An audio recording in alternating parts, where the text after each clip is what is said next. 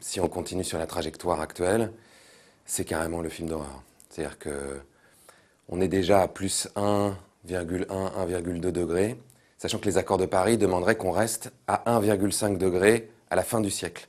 Il y a de fortes probabilités que les 1,5 degrés, on les dépasse déjà aux alentours de 2030-2035. On a un certain nombre d'études scientifiques qui nous disent si on dépasse 1,5, on va dépasser 2, et si on dépasse 2, on va déclencher des phénomènes qui seront potentiellement irréversibles. C'est la fameuse étude qui est parue en juillet 2018 sur la planète Étuve. Qu'est-ce qui pourrait être irréversible ? Par exemple, la fonte du permafrost, qu'on voit déjà en Sibérie, où je ne sais pas si vous avez vu ces images-là, mais on voit des villes qui sont construites sur pilotis qui commencent à tanguer, comme ça, parce que le sol n'est plus solide. Ce permafrost, il emprisonne des quantités très importantes de carbone et de méthane. Un certain nombre de scientifiques ont peur que si l'ensemble du permafrost fond, notamment en Arctique, les quantités de carbone qui soient renvoyées dans l'atmosphère, c'est à peu près 4 fois plus que ce qu'on a déjà émis. Ce qui voudrait dire qu'on bascule dans une situation qui est irréversible, où on ne sait plus comment faire. On ne sait plus comment aller rechercher ce carbone, on ne sait plus comment arrêter l'emballement du climat.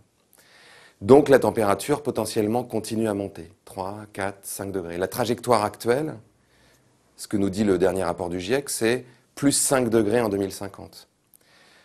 Certains industriels, plus cyniques, je pense notamment à BP et à Shell, ont des scénarios internes qui, eux, misent sur 2050, plus 5 degrés.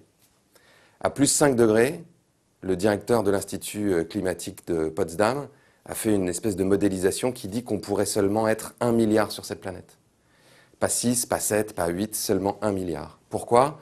Parce que, d'une part, un certain nombre de pays vont devenir inhabitables, notamment tout autour de l'équateur.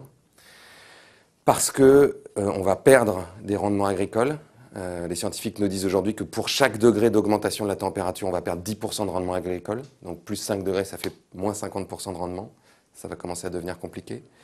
Parce qu'un certain nombre de ressources naturelles vont être de plus en plus rares, notamment l'eau, que ça risque de déclencher des conflits entre des pays, que des centaines de millions, voire des milliards de personnes vont migrer, que ça aussi, ça va déclencher des conflits entre des pays. On voit aujourd'hui les dizaines de milliers de réfugiés qui déjà déstabilisent la politique d'un certain nombre de nos pays en Europe. Donc je pense qu'on n'a pas envie d'aller à ça. Donc dès aujourd'hui, on a besoin de se mobiliser comme jamais aucune communauté humaine ne s'est mobilisée avant nous.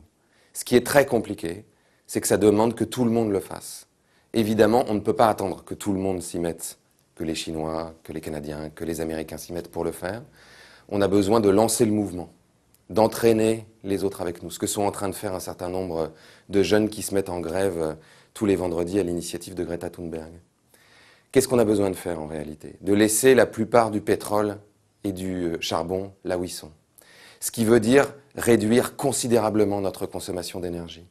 Ce qui veut dire aussi transformer la façon dont on produit l'énergie. Ce qui veut dire aussi transformer notre modèle agricole. C'est-à-dire arrêter d'avoir un modèle agricole qui non seulement coupe les forêts pour faire pousser de vastes monocultures, notamment pour nourrir le bétail, un modèle agricole qui est complètement dépendant du pétrole pour fabriquer les engrais, les pesticides, pour faire voyager la nourriture, pour faire marcher les tracteurs. On a besoin de rompre avec ce modèle économique. En fait, on a besoin de rompre avec le capitalisme, avec le néolibéralisme, qui n'a que pour seul critère, ou en tout cas pour critère premier, le profit, la rentabilité financière à court terme.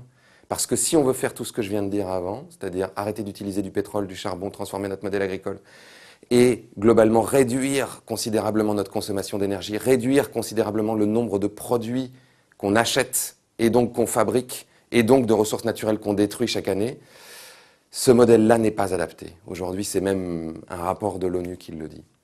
Donc on a besoin d'entraîner nos responsables politiques dans d'autres directions, ou de faire émerger de nouveaux responsables politiques. On a besoin d'entrepreneurs qui inventent de nouveaux modèles, qui soient circulaires, qui vont plutôt chercher les déchets d'hier pour fabriquer les objets de demain, plutôt que de continuer à détruire des ressources. On a besoin d'agriculteurs qui font de la permaculture, qui font de l'agroécologie. Et on a besoin que chacun d'entre nous, tous les jours, non seulement s'y mette dans sa vie, mais surtout pousse pour que ce nouveau modèle émerge, pousse en allant dans la rue, pousse en votant, pousse en arrêtant de voter pour des gens qui nous racontent des histoires, et participe à transformer la mentalité, l'histoire collective qu'on est en train de se raconter.